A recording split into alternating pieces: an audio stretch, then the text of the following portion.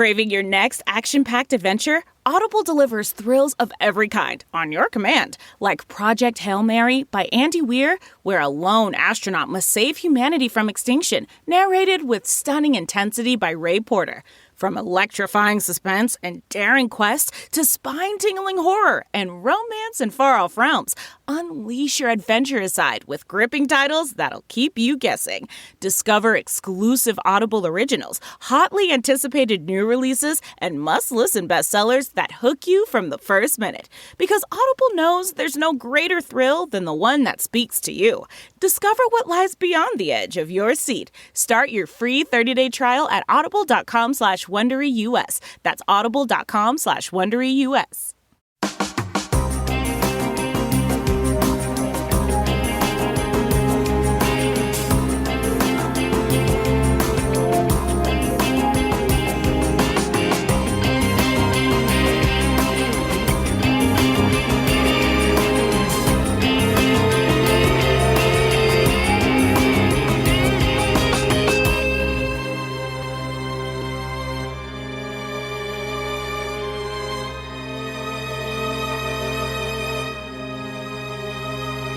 Hello, everyone, and welcome to episode 53 of the True Crime All the Time Unsolved podcast. I'm Mike Ferguson, and with me, as always, is my partner in true crime, Mike Gibson. Gibby, what's going on? What's happening, man? How you doing? I'm actually doing really well. Are you? Mm-hmm. I had a good week. That's good. Good week at work. Good week at home. That's solid, man. And you even worked out, too. I did. You're looking kind of buff there. I'm not. I've worked out one time this week. Well, that's all it takes. So sore that I could barely lift my coffee cup. Yeah. And so that's how you know you haven't worked out in quite a long time. Yeah, well. I worked out a little bit last week, but not weights. So I actually lifted some weights this week. And it made me really sore. That's good, though. It is. And I've been trying to eat better. So, the TCAT Fit community is kind of spurring me on. They can be persuasive. Yeah. It's a good little group. It is a good group. I mean, all of our groups are good. I was thinking about that the other day, Gibbs. The True Crime All the Time group, the TCAT family, the TCAT Fit. I mean, there's just a bunch of different groups that have sprung up. Right. But it's full of really cool people. It is. That, they like true crime, and they've come together partly because of the podcast. Yeah. But they have a lot of fun with each other. They're supportive of each other when people are going through rough times. Just a lot of really cool. We have amazing fans. We really do. I mean, honestly. There's just some really good people. Yeah. And I know you do too. We spend a lot of our time on social media. Yeah, I haven't been able to participate as much lately. But yeah, we have over the last year, we've spent a lot of time on social media. Speaking over the last year, you just said episode 53 for True Crime All the Time Unsolved. Yeah, 53 episodes. And we started that well after our main podcast. About 2.5 months. We're 10 episodes behind. Is that what it is? Yeah, so I'm assuming it was about 10 about 10 weeks. I mean, yeah, amazing. It is. Can't believe that. So basically anniversary probably. We just passed it. I remember when we talked about it. It seemed like the other day. We should do another one and just do it. We were sitting at Freddy's on Unsolved, eating some lunch. Freddy's hamburgers. And we said, what do we think about doing this? And then I said, I think we got to do it, but let's think about it. And then 2 days later, you had it all ready to go. I was ready. I don't wait. I'm not a big waiter. No, you're not a procrastinator when it comes to stuff like that you have a deep desire for. If I hear a good idea and I think it's something that I should do, boom, I'm on it. All right, Gibbs, we got some new Patreon supporters. We actually had a lot. Yeah. So many that, the last 2 or 3 days worth, I couldn't even fit in. I'm going to have to roll them over. So we had Fiona B. Stephanie Hood jumped out at our highest level. Yeah. Nina Markovic. Vic. Okay. There's no H on the end of it. Why can't I make them up the way I want them? Go ahead. People like it when you do. All right. John Monica. Which is one person. I know, correct. I'm thinking it's two, John and Monica. It's one person. Yeah. As far as I know, these people could make up names for all I know. Yeah. Candace Payne. Yep. M. Kershaw. I know you love the M thing. Yep. That's our second M. Always makes me think of my daughter. That's what I call her. William Faltemeyer. And It was actually William's wife that put through the Patreon. And then she sent me a message saying, hey, just want to make sure that you give the shout out to my husband. He is a huge fan. I think we did a good job at that this time. Yeah. So it's very cool of her to do that, or him to do that through her account. Either way. Yeah. Just do it. Just do it. I don't care how you do it. Sammy Kniegal or Kunigal. Or Knagle. I could say it about 4 or 5 different ways. And maybe all 4 or 5 would be wrong. Yeah. So Lauren Garcia, Jesus. Just stay right there with that. Or just stay with Jesus. Or Jesus. Okay.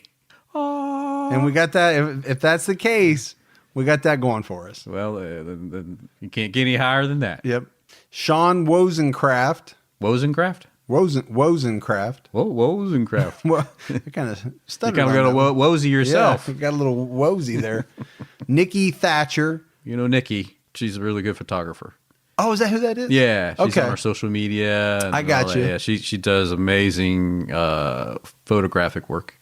Photographic work, yeah. It's a good term. Say it however you want. Oh, yeah. Elizabeth Wolfinger. That cracks me up still.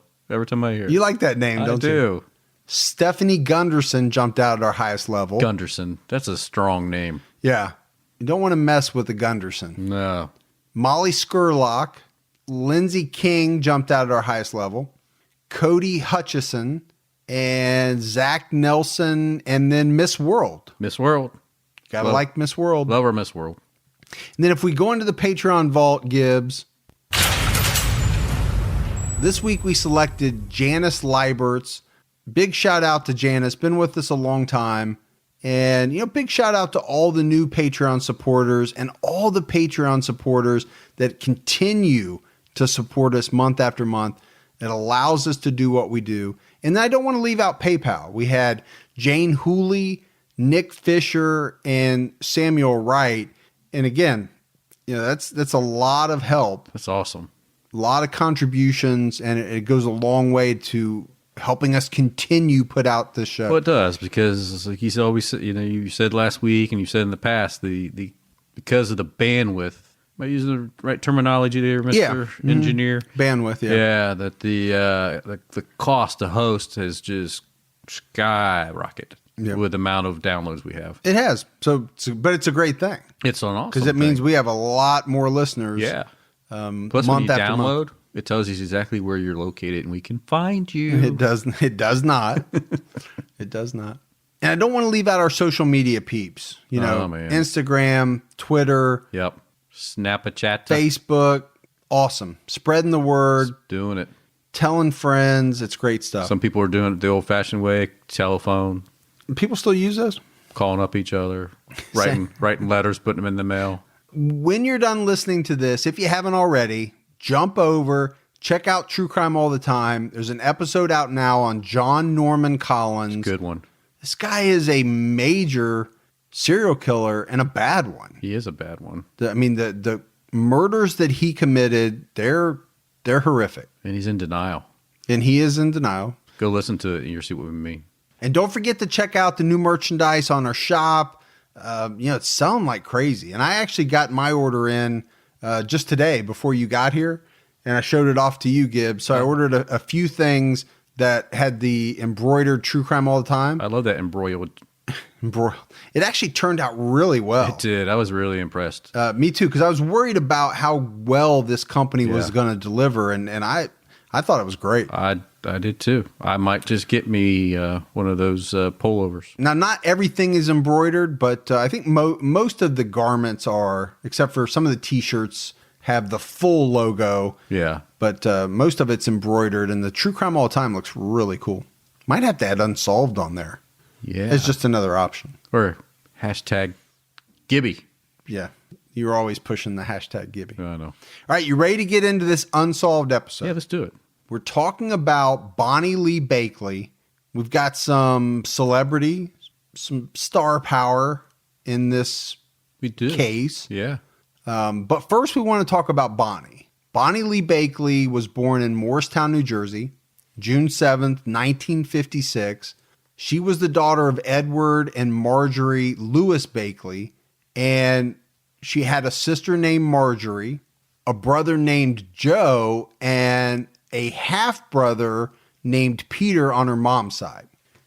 And Bonnie would end up living with her grandmother after she had been sexually abused by her father. I mean, of all things, Gibbs, nobody should ever be abused in any way, right? Sexually, physically, you name it. Yeah, it's a trust thing. But to be violated by your own father. Yeah. Your parents, people you trust. The person that is supposed to protect you the most out of anybody in this world. Yeah, exactly. That one just, I can't understand it. So it wasn't easy for Bonnie growing up because, I mean, she was sexually abused by her father, but she grew up very poor.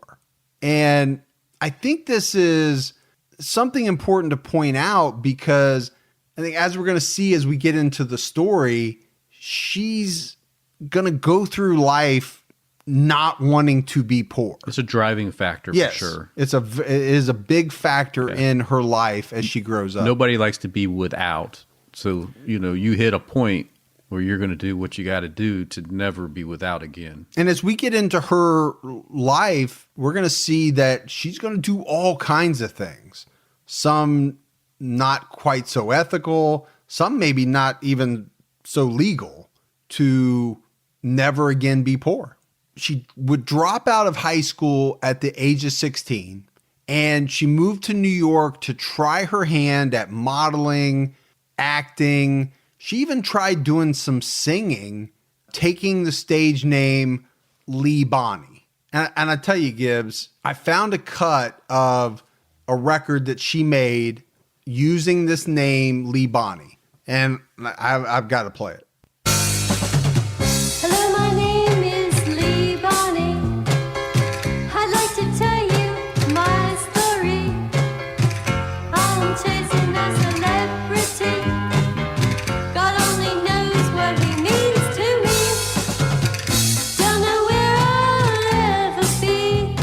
There's no future in it, don't you see? When I see him on a TV show, hear him in concert on the radio, I find it hard to keep myself in line. I just about go out of my mind. What a way to go, down deep I know he will never be mine. Down deep I know he will never be mine. I guess it's foolish to waste my time. So I'm torn here, Gibbs, because, sorry, I was chuckling a little bit. I don't want to speak ill of the dead. No. That song is horrible. No, it didn't have auto-tune back No, then. it was way before auto-tune. Yeah.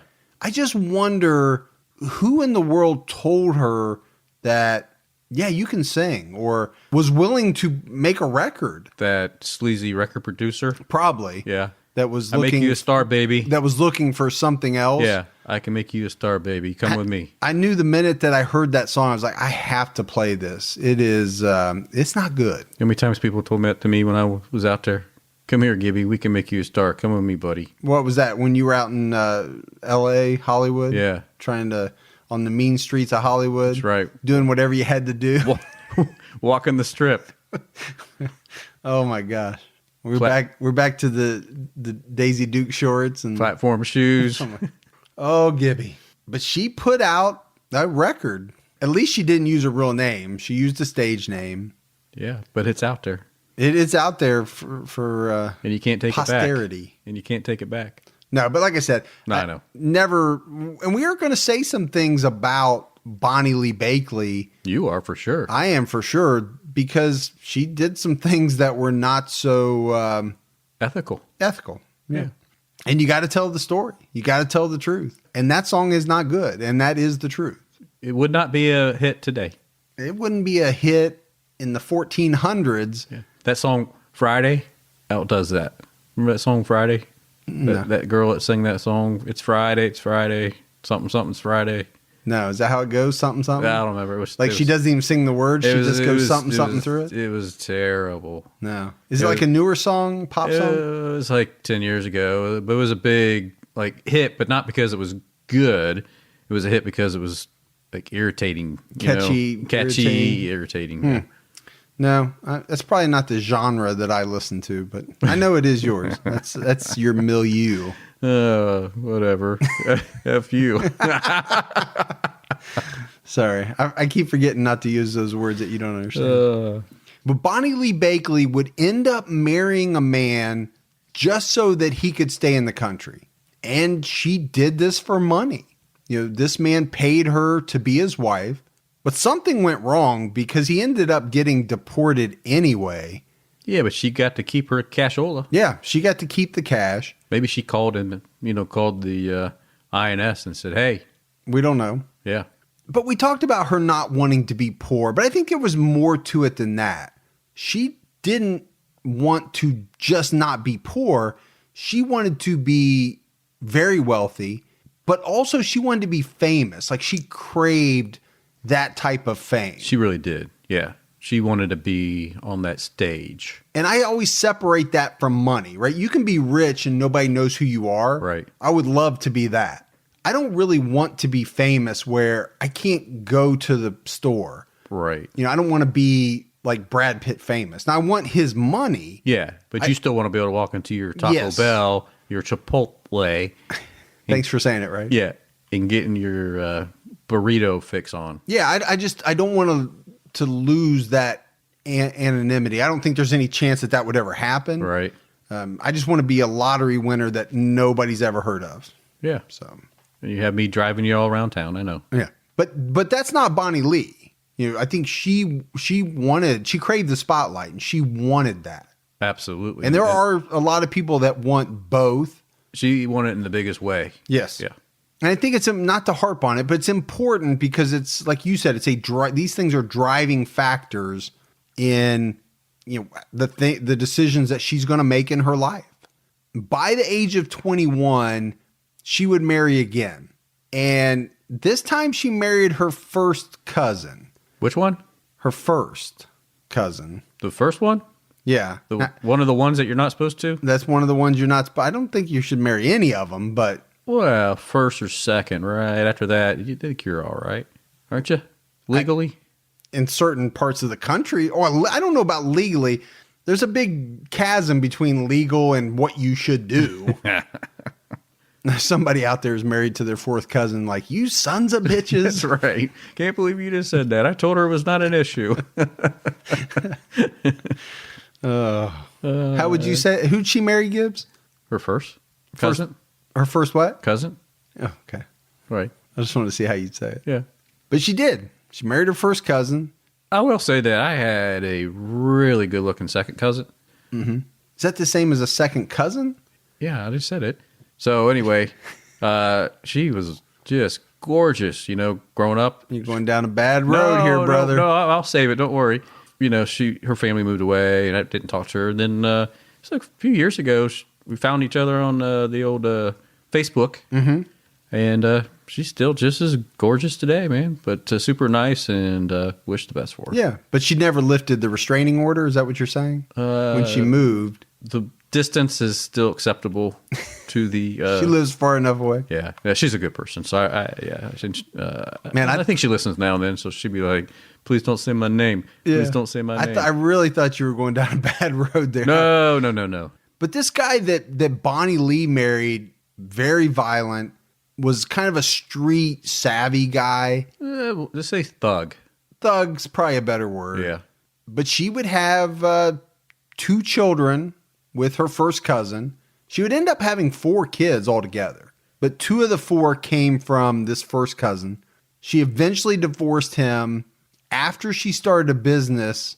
I guess you'd call it a business, Gibbs. But what she was doing is she was sending nude pictures of herself and other women through the mail. It's like early internet porn. Internet porn. Is that where you're going? Yeah. So I guess these guys she was advertising somehow. Yeah, I think she she was. advertised in like. She slowly started off in like local magazines, papers, but then she really ramped it up. Yeah, because eventually I think, doesn't she get into like some swinger magazines? She and does. Some of those risque fetish type, you know what I'm talking about. You get them. I don't, I get them. Like I got a subscription. So these guys were ordering nude pictures. And again, this is back in a time where else were you going to get some of this stuff? But she also, at a certain point, started running an escort service. She did. She took it to the next level. So now you're getting into, like what I said, some of the illegal activity. Kind of started off as a fancy companionship for travel. You know, you take me to these exotic places. I'll be with you. You pay for everything. That never has made sense to me. And then it turns into you spend the night. The term escort. Yeah. Why would I pay somebody to travel with me that I have to pay for all their shit? Well, if you're rich and you wanted some, you know, some of these guys just want some arm candy to look impressive to people. Really? You think that really happens? I absolutely think it happens. Huh. Yeah, I think there's some very... I just assumed it was always about sex. I never assumed that anybody was paying just to have somebody travel with them. Yeah. Well, what I think these guys think is that they're going to be the nice guy and take them and travel, and that they'll win them over. Oh, well, right? That could be. But she actually was making really good money. Oh, yeah, she was. From this business that she started. And she ends up moving down to Memphis, Tennessee, buys a home there, sets up residence. But she would get arrested several times because of this business that she was running, right? The sending out the nude pictures, the escort service. In Memphis, she got arrested for drug possession. And this is something that would kind of play out throughout her life. I mean, she would be arrested a number of times. She was arrested in Memphis for drug possession in 1989, had to pay out money for fines for that arrest. And then in 1995, she tried to pass a couple of bad checks to a record company. I don't know if she was trying to get back into the singing business or what, but that cost her $1,000. She got fined $1,000, but she actually had to do some hard labor on a work farm. It was kind of like a weekend thing. Yeah. Yeah. One of the Tennessee work farms. But it was like on the weekends, from what I understand. She got a little white collar crime. They said, you show up on Saturdays and Sundays, move these rocks over from here to over there for a couple hours, send you home. Maybe it wasn't such hard labor. Maybe she was picking up trash on the highway or something. I think they just make them move rocks. I know you like that. I do. You like to think people are just moving, and for no reason whatsoever. Just take this big rock and move it over here. Yeah, walk it 20 feet this way, drop it down, go back, get another one, and when that pile's done, bring them all back them all back. Kind of like Cool Hand Luke. Yeah, it serves no purpose other than to punish you. Yeah, Cool Hand Luke, they make Luke dig that hole, and then the other boss comes and says, Luke, why you got that dirt on my yard? Well, I don't know, boss. And then he says, put that back in the hole. And he puts it back in the hole. The other boss comes and says, Luke, didn't I tell you to get that dirt out of my hole? And they do it twice, and he just finally gives in. You and Cool Hand Luke, love it, man. You love that movie. I do. Let me eat some eggs, man. In 1998, Bonnie was arrested for ID fraud in Arkansas. So just kind of want to go, I know we kind of jumping pretty far ahead in time, but wanted to go through and really give an idea of, what type of an arrest record that she had. But getting back to her quest for fame, I think at some point, Gibbs, she realized she was not going to be a famous singer based on the track that we've heard.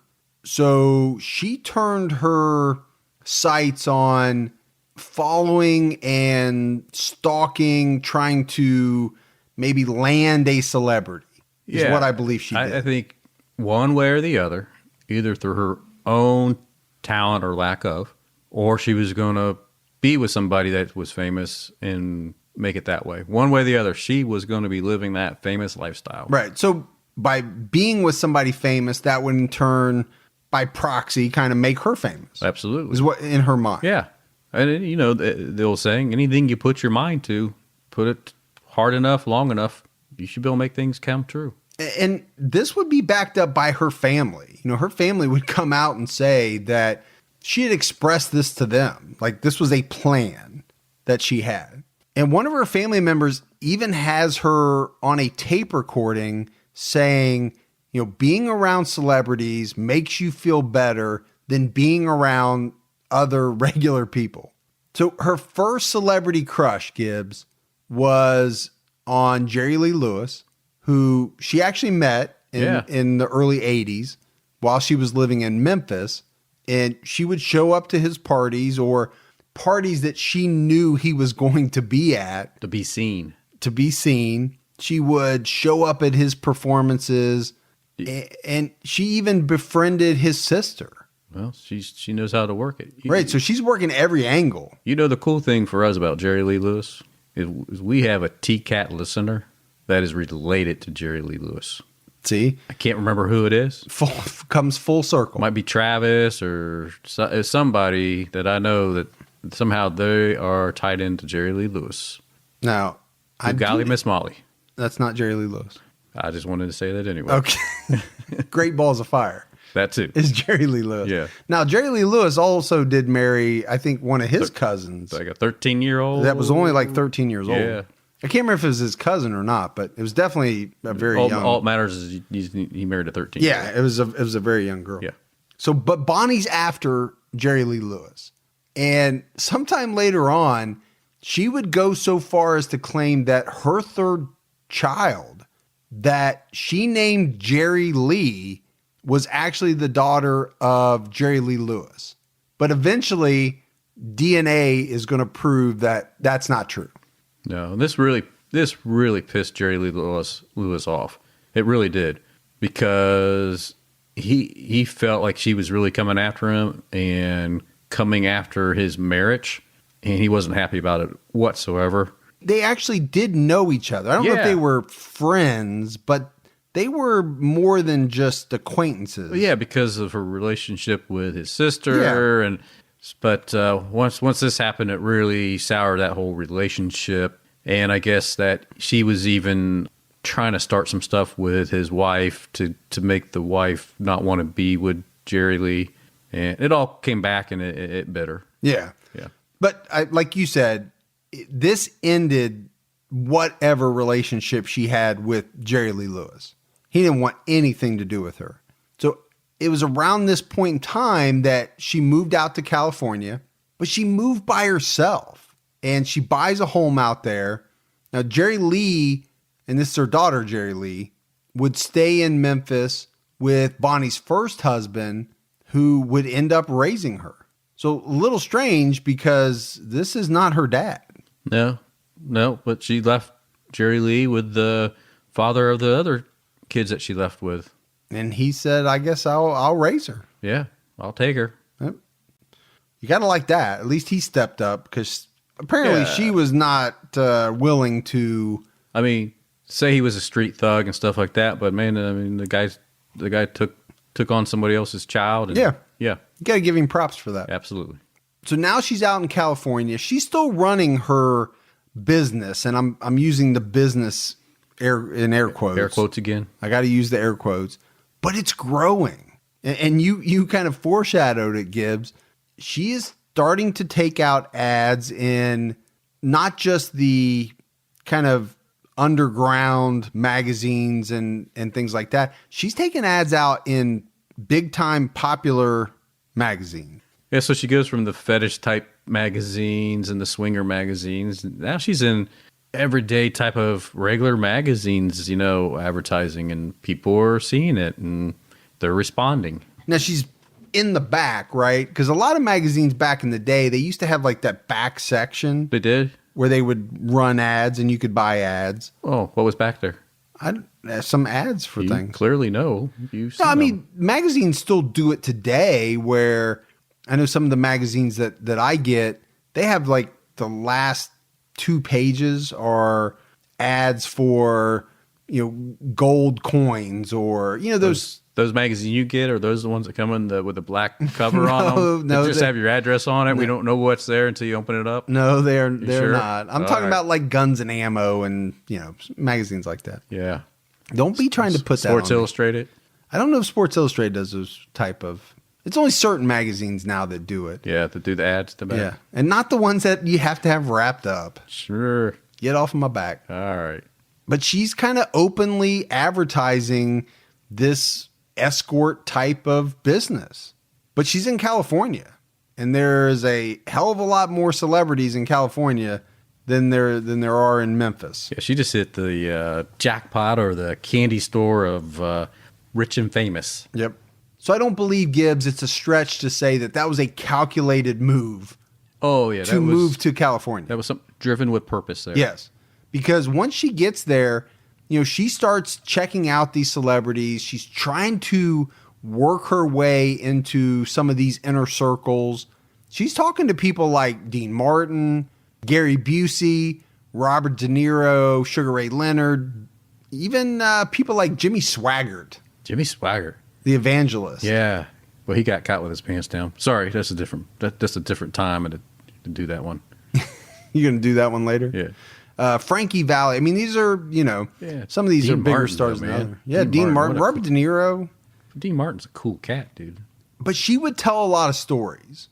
She was known to tell people that when she was younger, she dated Frankie Valli. She didn't, but she was known to tell these type of stories. Yeah. And we get up to like 1991 time frame. And Bonnie Lee Bakley develops a fascination with Marlon Brando's son, Christian. At this point, Christian is on the television a lot, but not for a good reason. He's in the news because he's being tried for the murder of his half-sister's boyfriend. And he would end up pleading guilty to a lesser charge of voluntary manslaughter, but he got 10 years in prison. And I remember being on TV, seeing that. The news media was all over that because of it being Brando. Well, sure. I mean, Marlon Brando is the Godfather, man. The Godfather's son killed somebody. Yeah, that's big news, man. But he only serves 5 of the 10 years. But during those 5 years, she's corresponding with him. They are writing each other back and forth. They develop a relationship to the point where when he gets out, they actually start a real relationship. And in 1999, Bonnie learns that she's pregnant. And she initially thinks that the baby is Christian Brando's. Now, to complicate this, she had just met Robert Blake prior to finding out that she's pregnant. And the first time that they meet, apparently, Gibbs, they have sex in the back of his truck. And it was said that, he didn't even know her name. They just met out and hit it off, and one thing led to another. And by the way, ma'am, what may I call you when I call you? But he does call her because they start to date. I mean, this just wasn't just a one-night stand. He never saw her again. They actually end up dating. Yeah. And at some point, she starts to think that maybe the baby is not Christian's, it's Robert's. So in June of 2000, she gives birth to her 4th child. It's a daughter that she names Christian Shannon Brando. But then she's going to come out and say that Robert Blake is actually the father. Well, that news probably didn't sit very well with Robert Blake, or at the very least, Gibbs, he wants to know for sure. Yeah, I would want to at that point if you just told everybody that it was somebody else's child. When you named it after somebody else. Yeah. So he makes her get a blood test, but the test comes back proving that it is actually Robert Blake's child. And they say, you can take that to the bank. So as you can imagine, they got to change this kid's name. Yeah. And they do. They change it to Rose Lenore Sophia Blake.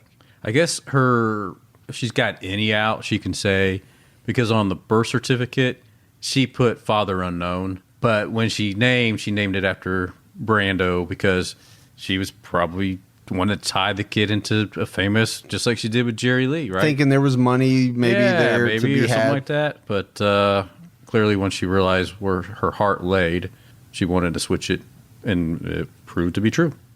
My relationship with her was not bad. I felt sorry for her sometimes because God never gave her that little piece of sunshine that he gave me. All the times I could have been dead and should have been dead and would have been dead, but God always said, no, here's the sidewalk, little boy. Go out there and dance and they'll throw money. She wanted to be, I don't know, a movie star. She was a talented woman. She was a lot of things. And we got married. Everybody said, well, why did you get married? Why not? I had the most beautiful gift that anybody could ever have. I had a newborn child in my hand. So that was Robert Blake, later on talking about his life with Bonnie. Yeah. The early part of it, Sure. at least. Sure. His love for her. And talking about the baby. Absolutely. His daughter. But now I think, Gibbs, we've got to get into his life a little bit because he is a major player in this story. There's really two main characters in this story. Right. One is Bonnie Lee Bakley, and the other one is Robert Blake. Or you're right. So Robert Blake was actually born Michael James Gubitosi, September 18th, 1933. So it puts him as, quite a bit older than Bonnie, 20 some years, I believe. And you kind of heard him mention it on that little clip, but his parents started him out performing when he was little, and they actually developed an act. And Robert and his two siblings would perform in their parents' act, and they were known as the Three Little Hillbillies. So these three kids known as the Three Little Hillbillies. But his first real big role was as a child actor in the show Our Gang, The Little Rascals. Yeah. And who doesn't know The Little Rascals? Everybody remembers the Little Rascal. And he was actually really good. He was a good child actor. Yeah, he played Mickey. He did play Mickey, and he played that character from 1939 to 1944. It's a good 5-year stretch for sure then. It is. And he was really good in it. But during this time in his life, he was struggling. Even though he was, child actor on a pretty famous show, his dad was an alcoholic. His dad abused not only him, but his siblings as well. And Robert would later come out and say that, his father was not just physically abusive, but also sexually abusive as well. That's rough. It is rough. All the way around. We have two people that end up getting together. Yeah. Bonnie and Robert, both physically and sexually abused by their own fathers. Yeah, it's definitely had that connection and an unfortunate connection in their past. He would also say that his dad would lock them in small closets. The only food that they received was thrown on the floor, and it was like they had to scurry around like animals to grab up this food and eat it. Pretty sad. What is sad, but then you also think about how is this kid being treated like this at home, but yet he is able to, play this role on this TV show. Yeah, I mean, he must have separated it, compartmentalized it somehow. Yeah. Back then, the stardom, the fame, they didn't have the money like they make today either. No, I'm sure he wasn't making a ton of money at all. Right. And he wasn't, people didn't have the same amount of fame. Child actors, he was not Macaulay Culkin. No. But Robert would leave home when he was 14 years old, and he would go and live with some friends. And it was around this time that his career started ramping up. So he's picking up a lot of acting gigs, getting a lot of roles. But in 1950, he gets drafted into the Army. In 1956, his dad committed suicide. And 3 years later, in 1959, he's been acting this whole time. But he basically, Gibbs, he turns down the role of a lifetime. Yeah, it's a great role, man. He had a chance to play Little Joe Cartwright on Bonanza. And I'm not old enough to remember Bonanza. Yeah, but you got the theme song in your head. Yeah, I've seen some of the reruns, but I know it was a huge show. It's still on today on TV Land. They play it all the time. Yep. Back then, it was a monster, and he turned it down. Bad decision. But sometimes actors make good decisions. Sometimes they make bad decisions. Hindsight, if we could all have it. But he continued to work, right? He was getting roles, TV roles, movie roles, but his big breakout role, and this one is one that I remember well. He was chosen to play the part of Perry Smith in the movie Cold Blood. And a lot of people listening to this episode are going to be very familiar with Cold Blood, right? One of the most famous true crime books ever written, Truman Capote. So they turn it into a movie, and Perry Smith is one of the murderers that killed the family, the Clutter family, that the book is based on. And he would actually be nominated for an Oscar for this role. Yeah. That's how good it was. And it was said that, I guess, now I didn't see the movie like you did, but I guess that he looked like the real guy. I mean, people said it was so freaky how much he made himself, actually got into the role, his mannerism, the way he looked, everything. I mean, he really pulled it off. Yeah, I can't remember what the real Perry Smith looked like, to be honest with you, in my head, but I think a lot of it had to do with the way that he portrayed it and the mannerisms and all that. He's really good in that movie. But I think what most people know Robert Blake from is his starring role in a show called Beretta, right? Didn't run for a very long time, 75 to 78, but he played this undercover cop. He had this pet cockatoo.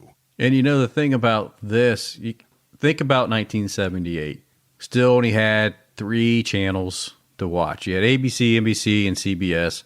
And you had a 4th one called PBS that, you didn't watch at nighttime. Most people didn't.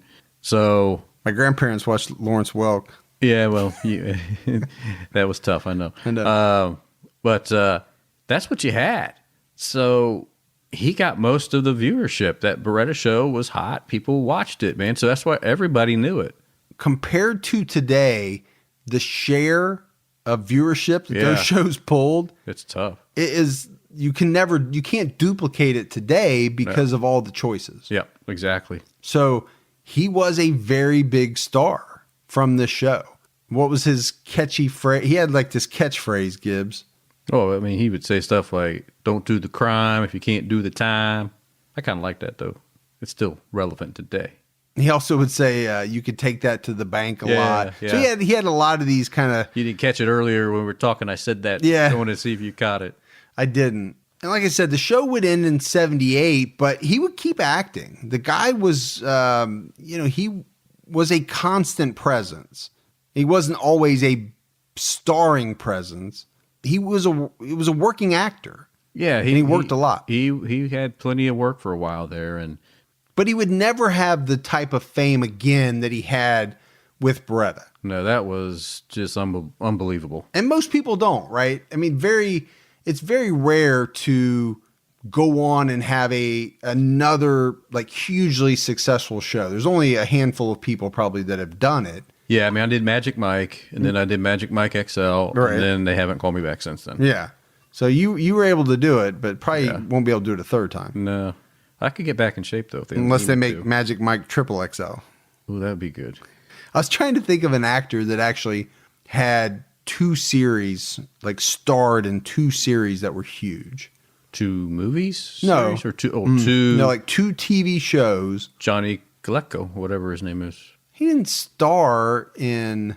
He was in Roseanne. He didn't star in Roseanne. He didn't star. I'm talking about being the star of a show. Because you get known as that. So it's really hard to then become another character. I'm thinking like Kevin James, but his that's a pretty good one. Yeah, but it's not like it's not like King of Queens is, right? I mean, Kevin can wait. It's out there, but it's not pulling like his. No, but he starred in 2 fairly decent. That's a Matthew.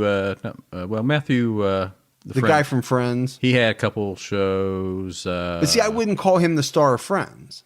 No, they all were because it's such an ensemble cast. Yeah, because you can say that about everybody. Yeah, because Joey had multiple shows, right? But But I guess to my point, it's not easy to do. No. To catch lightning in a bottle twice like that, Very, very difficult. hard. Yeah. Now, in his early life, Robert Blake married a woman named Sandra Kerr, and he would have 2 children with her. And then getting back to Bonnie, he would eventually marry Bonnie in November of 2000.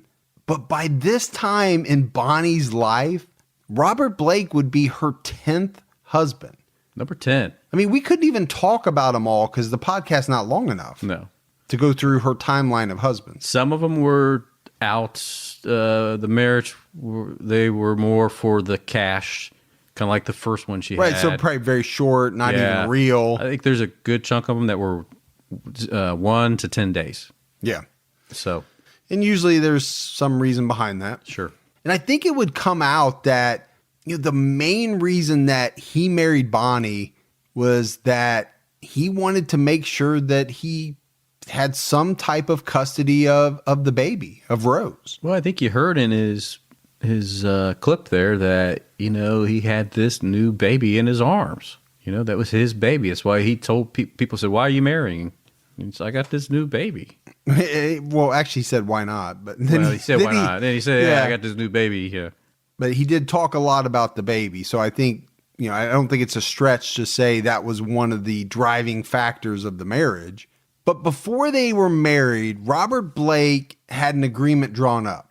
And this agreement kind of spelled out what would happen in the event that the two were to get a divorce, especially as his daughter Rose was concerned. But Bonnie's attorney advised her not to sign this document because he thought it was lopsided. He thought it favored Robert Blake. But she was dead set on marrying him because we talked about it. She wanted to marry a celebrity. Now, this is 2000. This is not 1978 Robert Blake, but he's still a celebrity. People know who he is. He's wealthy. Yeah, he's got money. So she does sign it. But it was a very strange marriage from the get-go because number one, they stayed in separate residences. Bonnie and Rose, they actually lived in a small guest house that was next to Robert's main house. Why would you want them just to be in the guest house by you, but not actually with you? Yeah, no, it's different. It is, and I'm speculating here, but I think you're right. If he was really in love with her, she would be living in the house and Rose would be living in the house and they would be making a family. I could see if it's 10 years, 15 years after you've been married, you might say, "Hey, go out in that guest house or let me go out to the guest house." Yeah, but they just got married, right? It's very strange. It's the honeymoon stages. I think it's a telling. Yeah. It's very interesting. It is very interesting. So it's probably not surprising that early on in the relationship, they had issues. At one point, Robert Blake would hire a private detective to dig up any dirt that he could on Bonnie.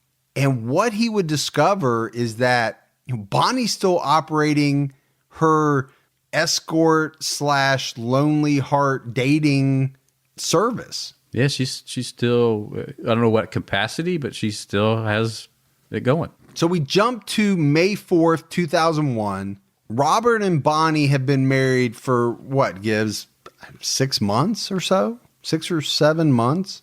Yeah, about that. They go out to dinner at Vitello's. That's Italian, man. You think? With a name like Vitello's? know. Are you really making that leap? Well, I'm just saying, he's Italian. This is his favorite Italian restaurant. They probably go there and do the, put the spaghetti in their mouth. They both suck it at the same time and kiss. I'm not seeing that. Lady and the Tramp. I'm not getting that vibe between Robert and Bonnie that they're Lady and the Tramping it. You're not getting that? I'm not getting they're that. just getting their fettuccine and eating it and being done. I'm just shocked that you go out on a limb and say that Vitello's is probably an Italian I restaurant. just want to make sure people understood that, But the restaurant was on Tahunga Avenue in Studio City, and they had dinner. And after dinner, they started to go out to their car, but Robert realized that he had left his gun on the seat in the restaurant. Yeah, he always carried a personal protection piece. Well, he was Beretta, for crying out loud. Exactly. Yeah. Surprised he didn't have the cockatoo with him. But he goes inside to get his gun. Bonnie's left alone outside of the restaurant. When he exits the restaurant, Bonnie's dead. She was shot in the head twice. And Robert Blake sees Bonnie. He runs back into the restaurant and calls the police. But at this point, it's kind of a real mystery, right? Who killed Bonnie? Now, ultimately, Bonnie Lee Bakley was buried at Forest Lawn Memorial Park in L.A., very famous cemetery. There's a lot of famous people buried there. Ironic. It is ironic knowing that, that was her quest for fame. Yeah. And she is buried probably around a lot of famous people.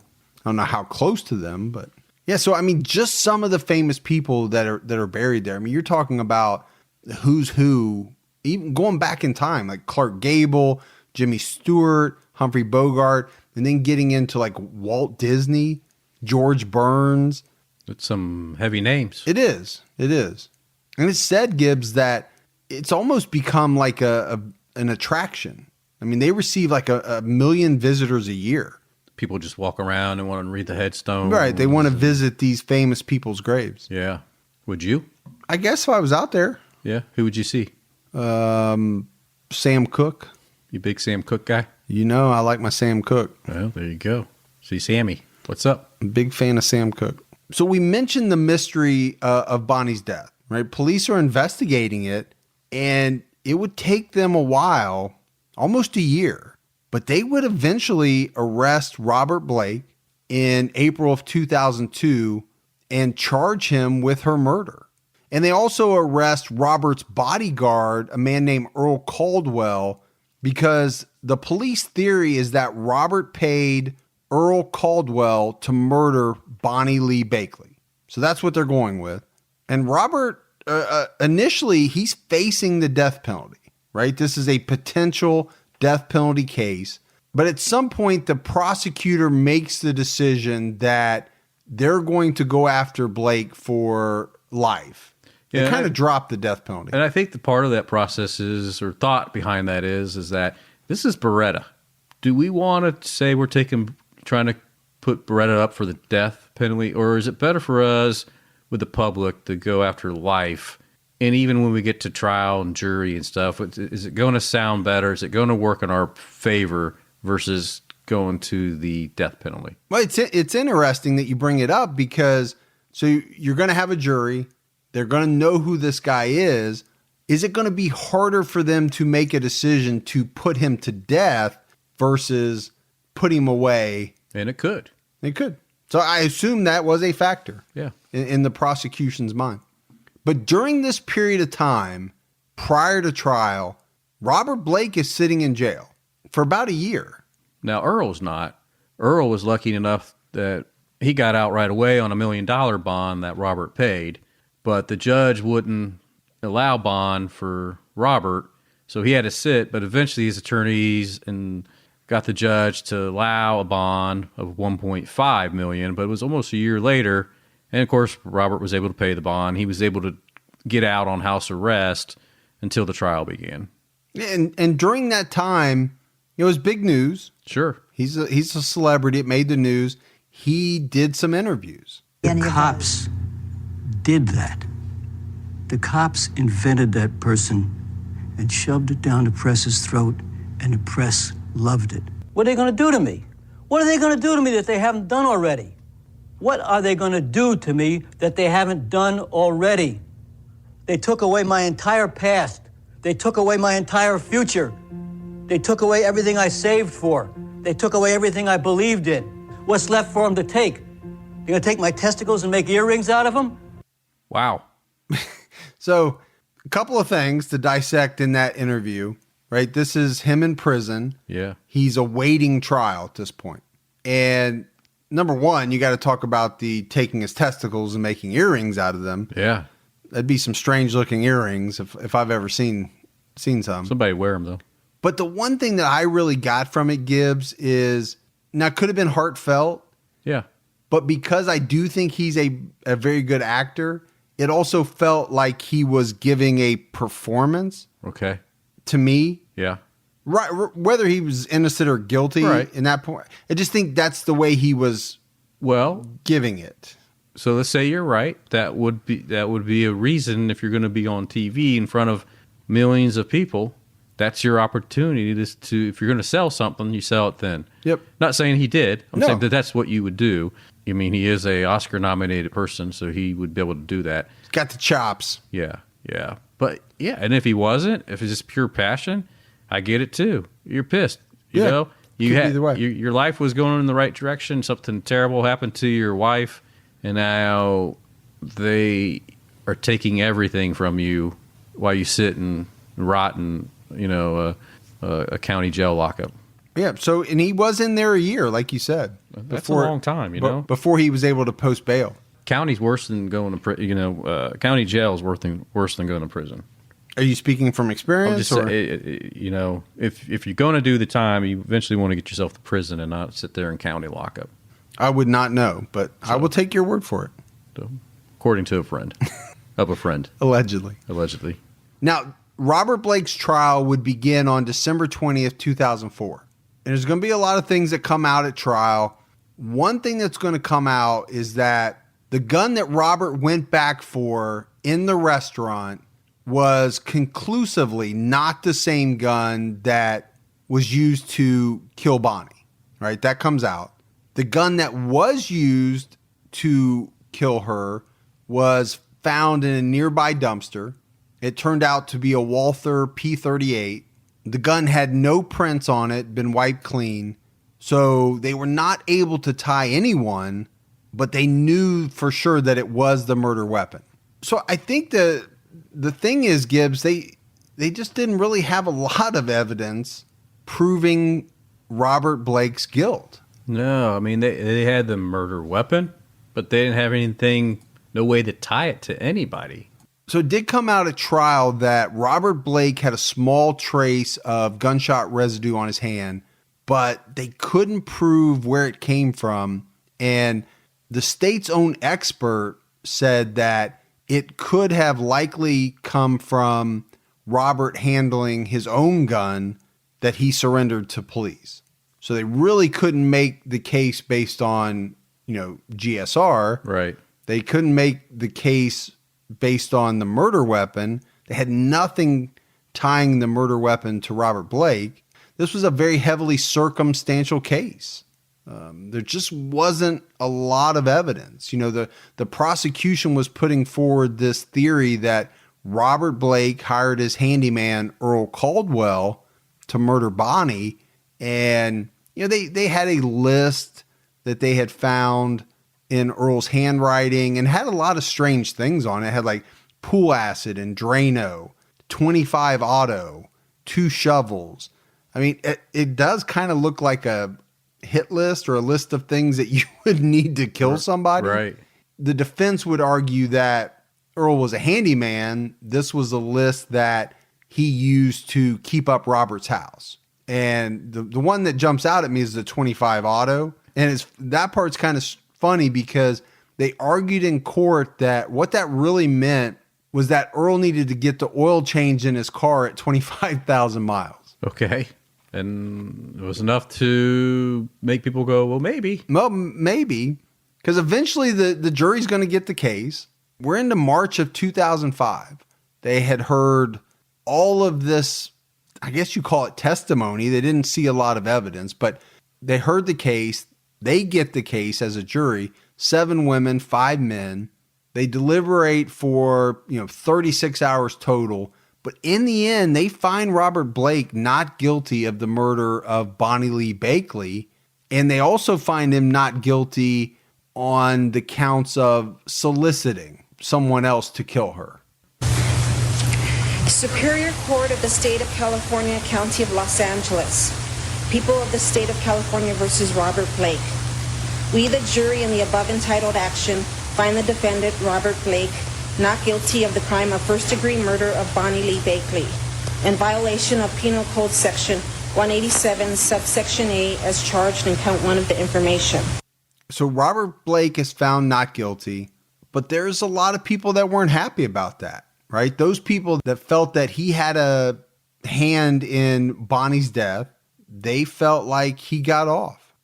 Only a celebrity could have this much evidence pointing him right in the face and blame it on the cops, the DA, his friends, and the victim. And you can hear it in that clip, right? Talking about he got off because he was a celebrity. Now, the LA district attorney would make a comment after the ruling, and he called Robert Blake, quote, a miserable human being, and he called the jurors, quote, incredibly stupid. And ultimately, they dropped the case against Earl Caldwell. I'm assuming, Gibbs, because they just didn't feel like they could win it. If they couldn't make the case against Blake, How are they going to make it against somebody else, right? Right. I mean, that's supposed to be a participant. why would Earl Caldwell kill Bonnie if Robert Blake didn't pay him to do it? And it's not like L.A., prosecutors had a great track record up to this point anyway. Of putting celebrities behind bars. Right. Or then you had Blake's defense team and even some members of the jury, they would come out and state that, what it really came down to was that the prosecution failed to prove its case. During the trial, the defense alleged that Bonnie was a drug addict, had for years swindled money from people through her mail order business, had been convicted for fraud and, numerous other things. So, obviously, Gibbs, the defense is going to go after her. They're going to paint her in a horrible light. Yeah, I mean, they're trying everything to get that reasonable doubt out there. They're even going to say that maybe Christian Brando and his posse wanted to get revenge on her for something. Well, like we always talk about, they're going to throw out everything they can. Absolutely. But in November of 2005, Blake was found liable for the wrongful death of Bonnie in a civil trial. So kind of a lot like the OJ situation, right? Found not guilty of the murder, but found guilty in a civil trial later. Now, the requirements are much, much lower in a civil trial. And it was Bonnie's 3 oldest children that sued him in court. So not his daughter that he had with her. No. The 3 other ones. Jerry Lee and the 2 oldest ones that prior. Yeah. They asserted that he was responsible for their mother's death.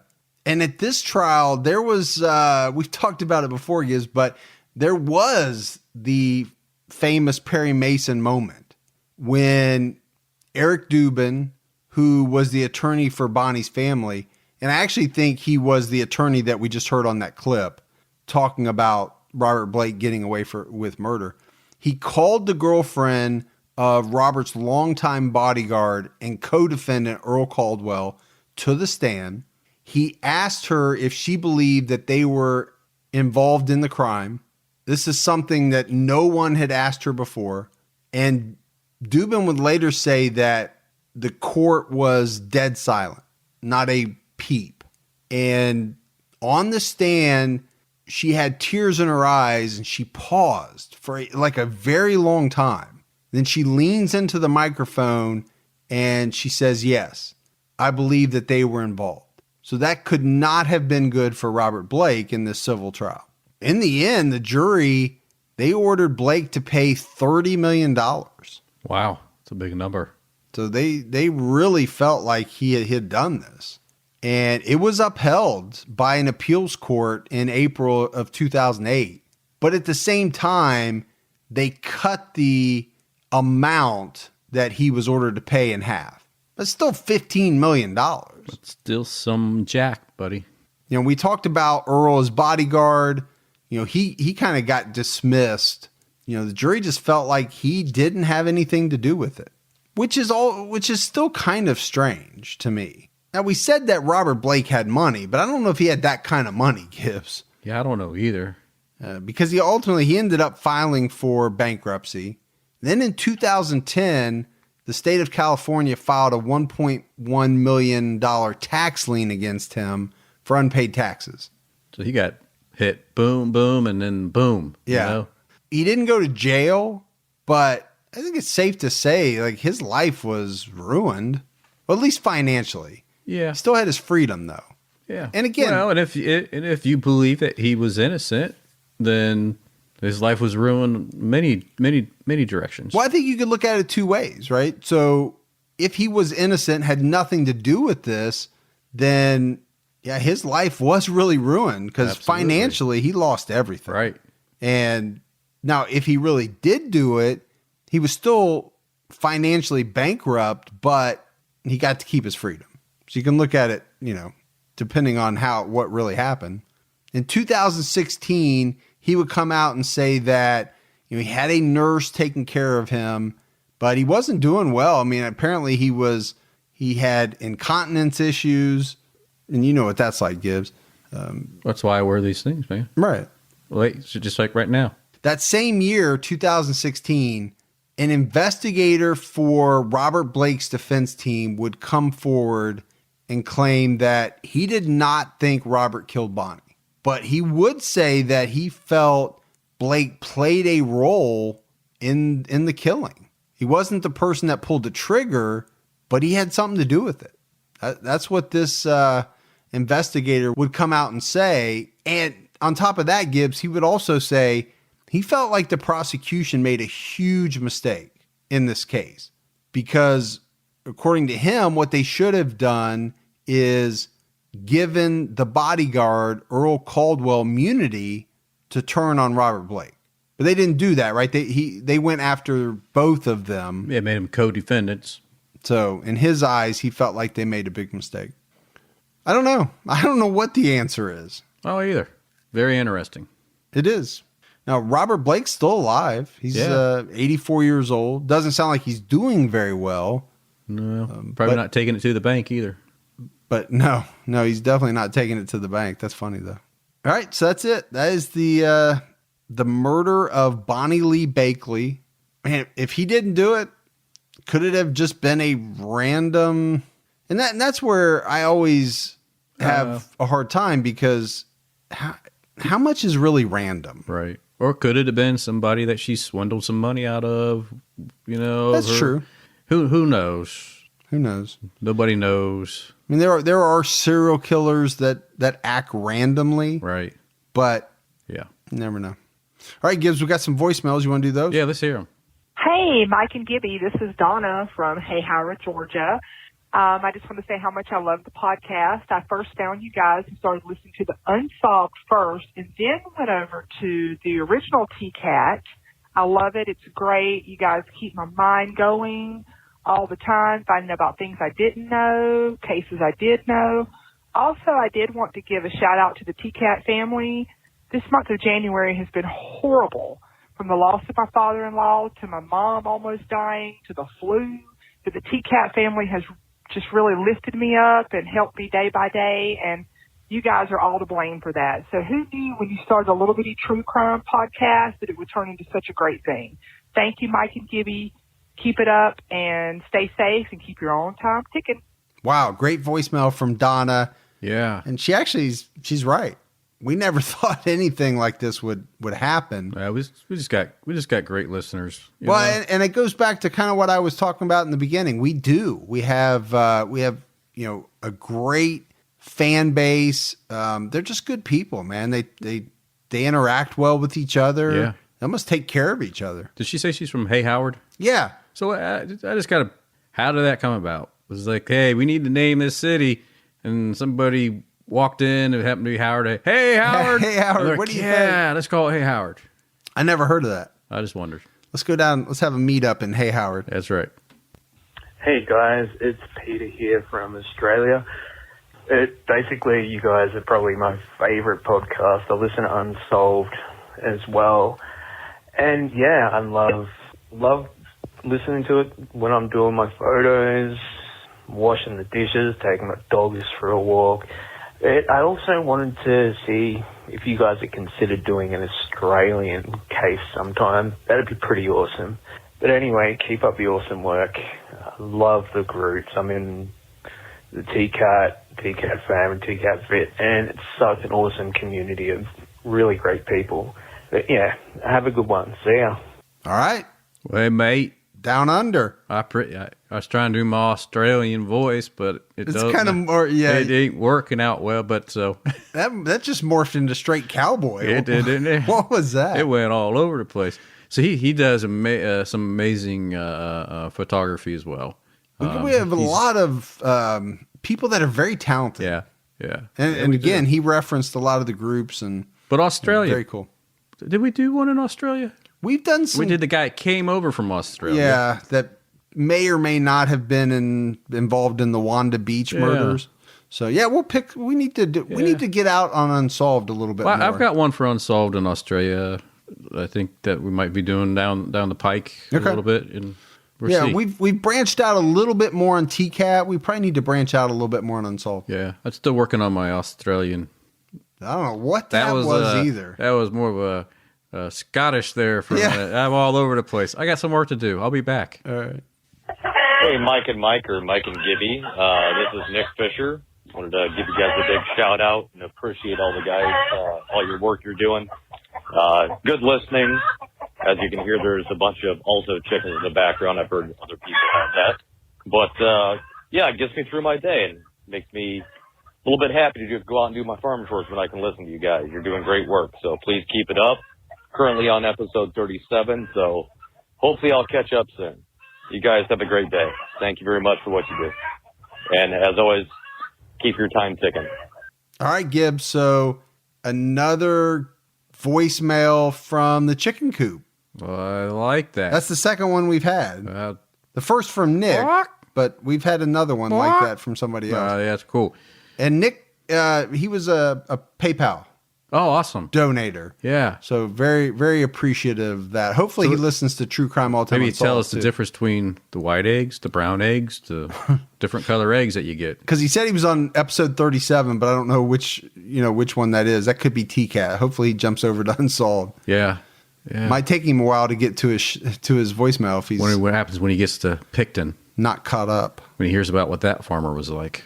Bad farmer. Yeah. All right, man. You got anything else? Nah, man. I'm just happy that our different community groups are doing so well and, supporting each other. I like it. It's awesome. It's awesome. So, all right. That is it for another episode of True Crime All the Time Unsolved. So for Mike and Gibby, stay safe and keep your own time ticking.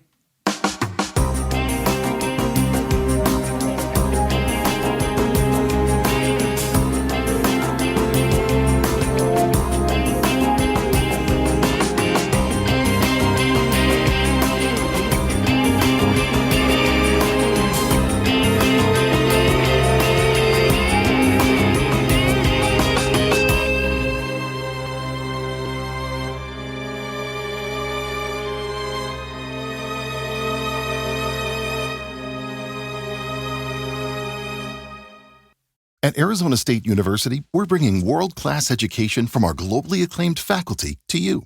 Ranked number 1 in innovation for 10 consecutive years and number 2 among public universities for employability, ASU isn't just ahead of the curve, it's creating new paths to success. Earn your degree from the nation's most innovative university. Online, that's a degree better. Explore more than 300 undergraduate, graduate, and certificate programs at asuonline.asu.edu.